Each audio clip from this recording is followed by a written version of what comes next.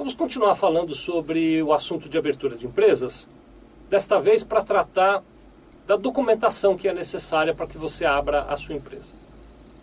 Nós já falamos em outras etapas da nossa conversa que assuntos como quem são os sócios e que atividades a sua empresa vai exercer influenciam de maneira muito direta no curso do processo de abertura.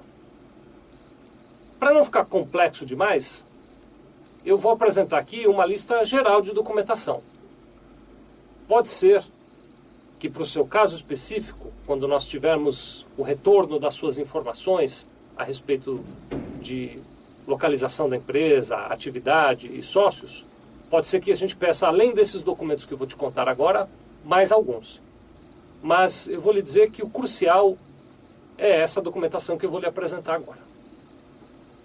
Para aqueles sócios que são pessoa física, ou seja, as pessoas naturais que vão constituir uma empresa, nós vamos precisar de 2 cópias autenticadas do RG, do CPF e do comprovante de residência deste sócio.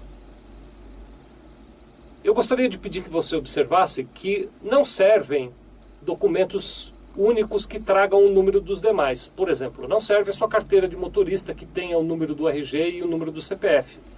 E também não serve apenas o seu RG que tenha o número do seu CPF. É preciso ter 2 cópias autenticadas do RG, 2 cópias autenticadas do CPF e 2 cópias autenticadas do comprovante de residência. Esta mesma documentação, RG, CPF e comprovante de residência em 2 cópias autenticadas, é necessária para os administradores que você nomeie na sua empresa e que não sejam sócios. Então, nós 2 vamos abrir uma empresa, precisamos trazer a nossa documentação. Se nós formos os administradores, basta a nossa documentação. Mas, se nós formos indicar uma pessoa estranha à sociedade para ser administrador, além da minha documentação e da sua, será preciso também a documentação desse administrador. Para os sócios que são empresas, ou seja, quando você vai abrir uma empresa que tem investimento de uma empresa dentro dela, nós vamos precisar do contrato social e de todas as alterações, ou, se for o caso, da consolidação mais recente e das alterações posteriores a essa consolidação. Além disso, nós vamos precisar também de 2 cópias autenticadas do RG, CPF e comprovante de residência dos administradores que assinam em nome daquela empresa. Porque nós vamos colocar no contrato social, por exemplo, que a sociedade é entre você, e aí vamos colocar o seu nome, e a empresa ABC, representada pelo seu administrador fulano de tal, ou pelos seus administradores fulano de tal e ciclano de tal. Neste caso, eu preciso do RG dos administradores também. Além dessa documentação, será necessário também os documentos relativos ao imóvel onde a empresa irá se estabelecer. Do imóvel, nós vamos precisar do contrato de locação, da escritura de compra e venda, se for um imóvel adquirido para esse fim, ou do contrato de compra e venda, se for esse o caso. E, além disso, nós vamos precisar de 2 cópias autenticadas do IPTU, o Imposto Predial e Territorial Urbano, daquele imóvel que será a sede da sua empresa. Se o imóvel for alugado, você precisa tomar um cuidado adicional. No contrato de locação, vai constar o nome do proprietário como locador.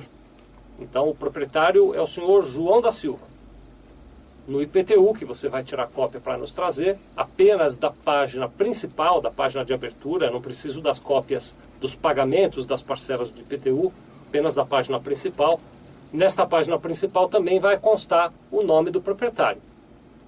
Se não coincidir, ou seja, se no contrato de locação está João da Silva, mas no IPTU é José dos Santos, nós vamos precisar de um documento que prove que o senhor João da Silva é o legítimo proprietário. Por exemplo, a escritura em nome do João da Silva ou um contrato de compra e venda em nome do João da Silva. Basicamente, essa é a documentação necessária. Nos casos de sociedades estrangeiras que participem de empresas brasileiras ou nos casos de pessoas físicas não residentes do Brasil, que também participem de empresas brasileiras, a documentação é semelhante. Digamos que uma empresa europeia vai participar de uma sociedade no Brasil. Nós vamos precisar do contrato social ou de um documento equivalente, segundo a lei do país onde ela está, devidamente consularizado e traduzido para o português. Além disso, esta empresa estrangeira precisará nomear um representante que resida no Brasil para representá-la aqui perante o governo brasileiro. E para esse representante nós vamos precisar de RG e CPF e comprovante de residência.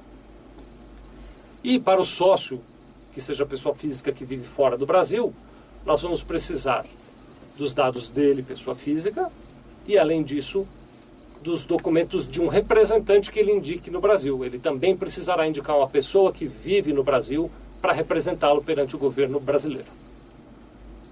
Esta é a documentação que você precisa como regra geral. Ao longo do processo, do processo de abertura, podem acontecer coisas como, por exemplo, o governo solicitar mais informações ou mais documentos. Serão exceções. A regra é essa que eu lhe contei. Também pode acontecer que para a obtenção daquelas licenças especiais das quais nós já falamos em outro momento da nossa conversa, você também precise de outros documentos. Essa documentação que eu lhe falei agora é apenas para as etapas necessárias para a criação da sua empresa. Nós vamos continuar falando sobre abertura de empresa. Muito obrigado.